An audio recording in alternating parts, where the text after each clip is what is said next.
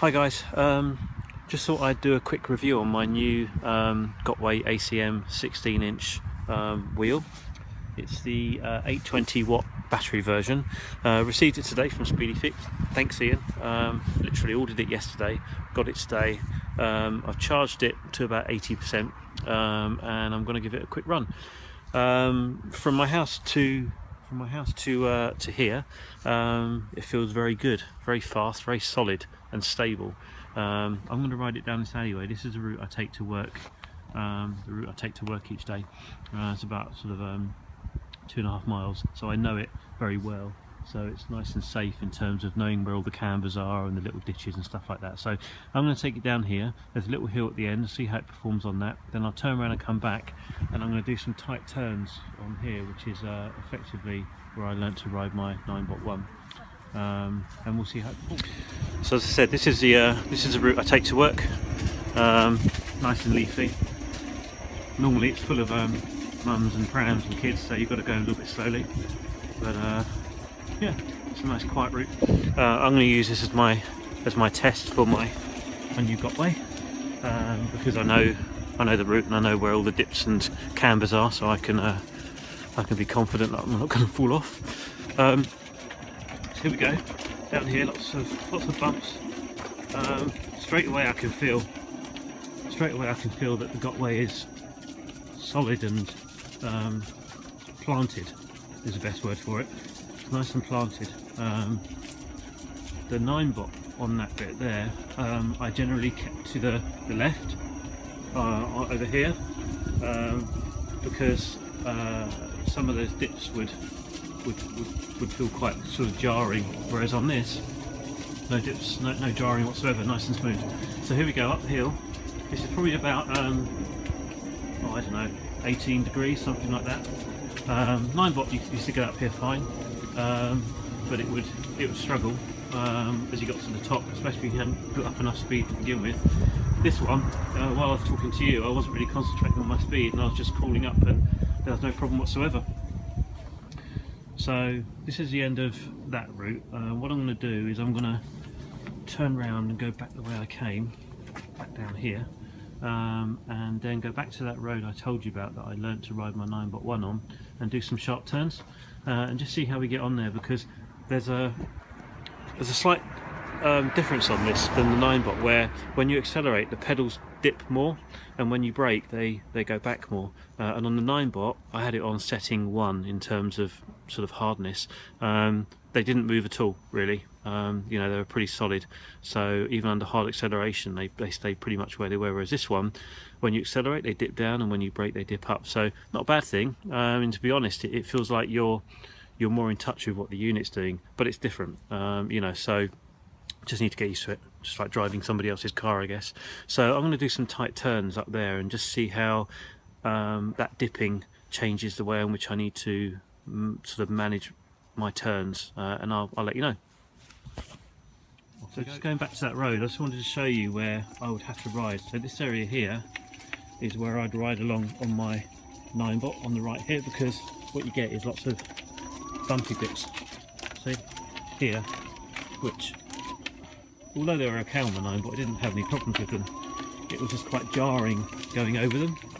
Whereas on the Gotway, on this, it just seems to suck up the rough ground a lot more, and it just feels like more stable, more planted as you go over you know, sort of bumps in the road or bumps in the pavement and cambers and things like that. It just doesn't feel like it's kind of leaning to one side so much as you would get on the 9-bot. That could be due to the weight, because this weighs a couple of kilos more than the 9-bot, but generally it just feels like a nice solid safe ride. Okay, so we're just coming up to that road I'm going to test the tight turns on now.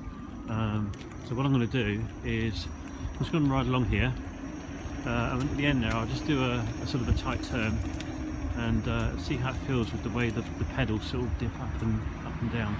So let's go here, nice tight turn round. Okay, so straight away I can tell that I need to turn slightly differently than I would for a tight turn on my 9.1. Let me do it while you can see the Gotway moving. So turning around there, yeah, so nice tight turn. So what you have to do is, because on the 9-bot the pedals, they didn't dip up and down particularly, you know, very small amounts if at all. On this one, because they dip as you turn, you have to be much more mindful of where you're putting your weight, your body weight. So you've got to keep your weight low. I think bend your knees, make sure they're bent, which is what you should be doing anyway when you're riding one of these, certainly over rough ground, but you've got to be more conscious of it. 9-bot was a bit more forgiving if you didn't bend your knees so much, or if you kept them nice and straight. On this one, as you turn, it makes it much easier on a tight turn to keep your knees bent like this.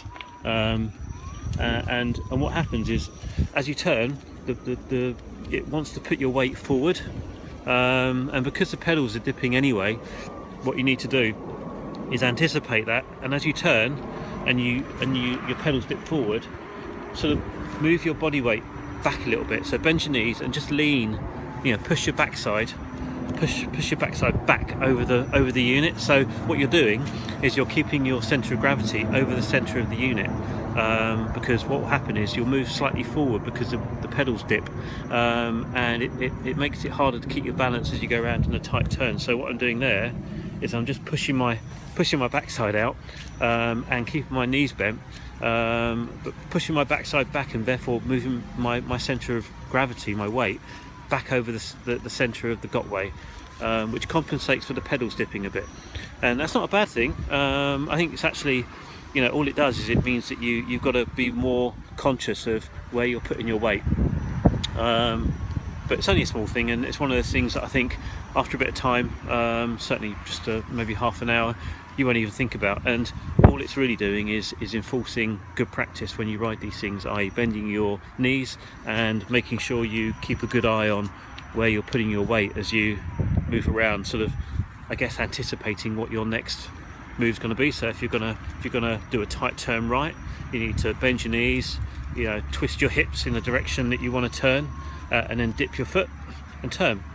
Make sure you're keeping your center of gravity over the center of the wheel, and that's what you should be doing all the time anyway, I guess. It's just, I say, on the 9-bot it can be a little more forgiving, so you can have your knees nice and straight, you know, you can kind of edge it round, you know, and you'll get round, whereas on this one you need to be a bit more smooth. And so I think that's hand in hand with the fact that this wheel is better suited to people who have already learned how to ride a unicycle. I've been riding now for just over a year, and I think I did about 1,800 miles on my 9-bot 1 in that time. So I'm relatively experienced. Never bothered learning how to ride backwards, and not really interested in the tricks because I use it for commuting to work every day. But I still do a lot of stuff on it, still enjoy it, and I think that experience on my 9-bot has certainly helped me adjust nice and quickly to riding this. So what that means is that now I've adjusted to the way in which this unicycle works and behaves, I can enjoy the fact that it's much quicker, which is great, which is what I bought it for the extra power and the speed. So I hope you found this useful. I'd be really interested to know and get people's feedback on what they think about how this thing rides, and maybe the way the pedals work, and whether they agree with the sort of how you compensate and manage that based on good form while you're riding these units. I'll ride it a bit longer and post some more videos up once I get a bit more sort of familiar with it and do some longer rides. This was really just a bit of a start of a 10 to say, how did I get on in my first half hour of riding my new toy? So big thumbs up. Really like it, not disappointed in any way, shape or form. Thank you, Ian, for such a fast delivery and all the usual great advice and videos that you put up.